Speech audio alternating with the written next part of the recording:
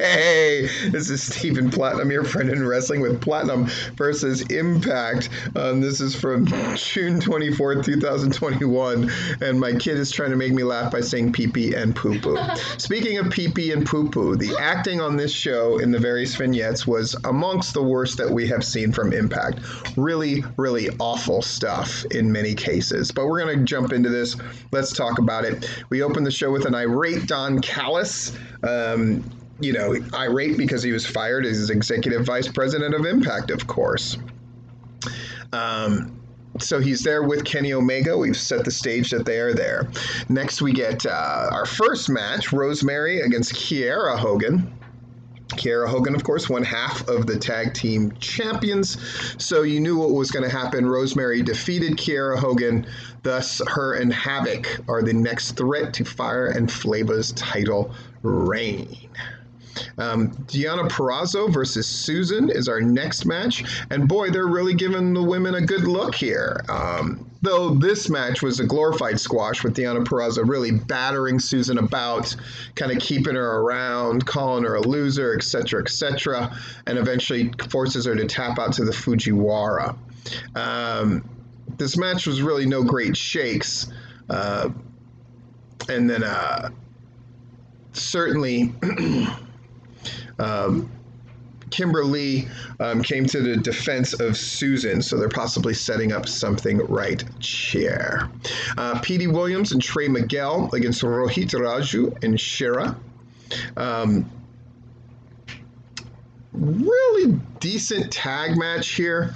At the end of the day, Raju and Shera, as you knew they would, defeated Petey Williams and of course Trey Miguel in a match that was very good and very X Division-y. They talked a lot about the Ultimate X match that they're going to have at Slammiversary. Apparently they haven't done an Ultimate X in well over 2 years.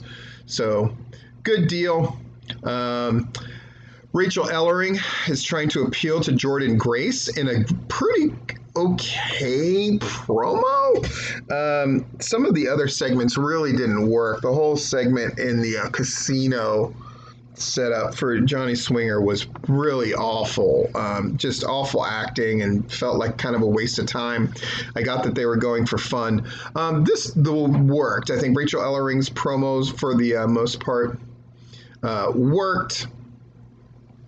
And then Dashwood and Caleb at one point came to the ring to try to cherry pick this idea of Grace kind of walking away, needing time to think.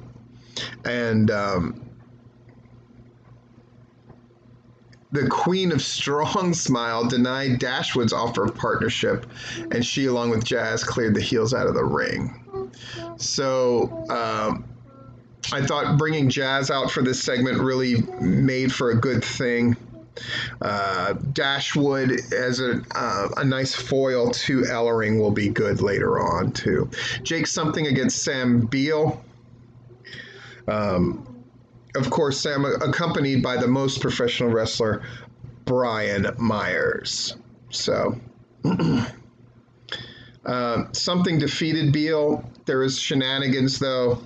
But the match wasn't very long. There really wasn't a lot to the match. The Myers-Beal gimmick is fun. It gets some more people some screen time. I didn't hate it. Nothing was super, I don't know, man. Things are just not hitting. Next week, though, there are a series of vignettes. We're going to get Omega and the Good Brothers against Moose, Sami Callihan, and Chris Sabin. So that's a big, huge, hairy honkin' deal for next week for sure. And it was nice that they set that up, and there's all kinds of implications there. Of course, why Dreamer would want Sabin and Moose to represent him when their rivalry is set to conclude at Slammiversary is very strange.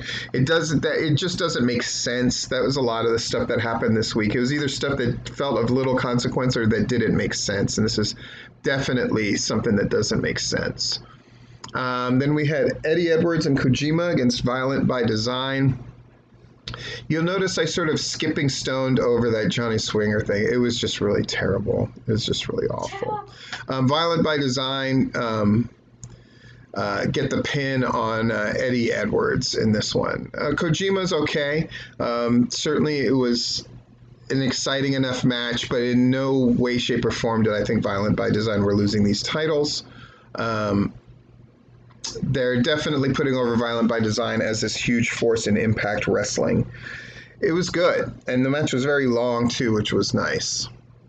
The one thing I'll say for the Swingers Palace vignette, as much as I disliked it, is it did reestablish Swan and Willie Mack as a tag team, which I think is really good. They would probably be great next challengers for Violent by Design. Kojima sure has lost more than he's won at Impact. In any case, this is Stephen Platinum. We got a lot of big wrestling shows coming up this weekend.